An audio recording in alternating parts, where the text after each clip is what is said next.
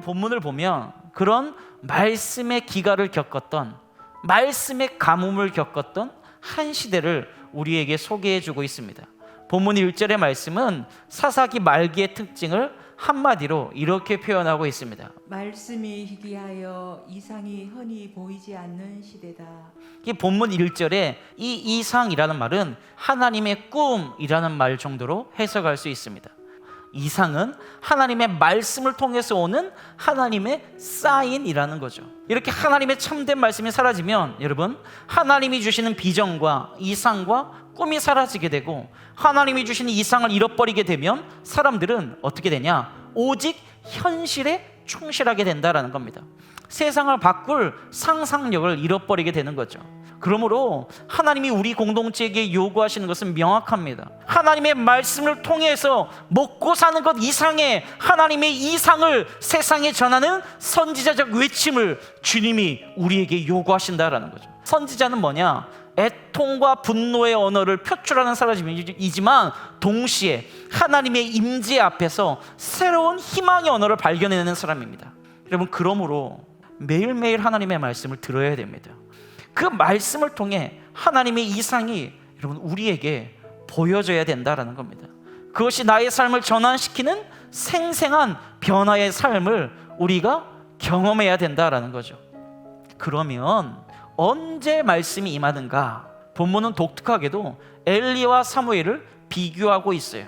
엘리가 누운 처소는 하나님의 음성을 들을 수 없는 오직 자신의 안위만을 돌보는 자리인 겁니다. 사무엘은 여호와의 궤 앞에서 영적인 불편함을 감수하는 결단을 통해 하나님의 음성을 듣고자 하는 갈망과 사모함이 있었다라는 거예요. 바로 그런 사무엘에게 오늘 하나님이 찾아오셨다라는 겁니다. 하나님을 만나기 위해 오로지 영적인 불편함을 결단하고 그런 환경 속에 있을 때야 비로소 하나님의 음성이 들려오기 시작한다라는 겁니다. 이렇게 말씀이 들려질 때는 한 개인을 향한 분명한 부르심으로 여러분이 들을 수 있다라는 겁니다. 우리 개인을 향한 하나님의 부르심을 경험하고 나면 나임에도 불구하고 나를 부르신 게 아니라 나라는 존재 자체 때문에 하나님이 나를 부르셨음을 인정하고 받아들이고 우리가 그것을 경험할 때가 온다라는 것입니다.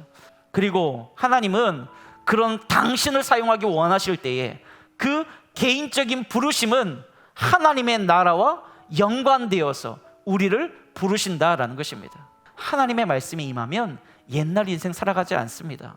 여러분, 내가 하는 일이 하나님 말씀과 연결되어 있으면 하나님이 주신 이상에 부합하는 새로운 상상력으로 전혀 다른 세대를 우리가 살아갈 수 있다라는 것입니다.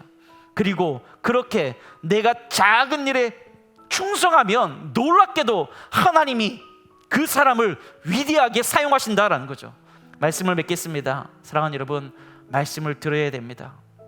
말씀이 들려지는 경험이 있어야 됩니다. 그리고 그 말씀이 들려질 때 하나님의 이상, 하나님의 비전이 보이기 시작합니다. 바로 기대하기는 이 어려운 때 하나님이 여러분 개인의 이름을 부르시고 여러분을 통해서 놀라운 일을 행하시기를 주의 이름으로 축복합니다.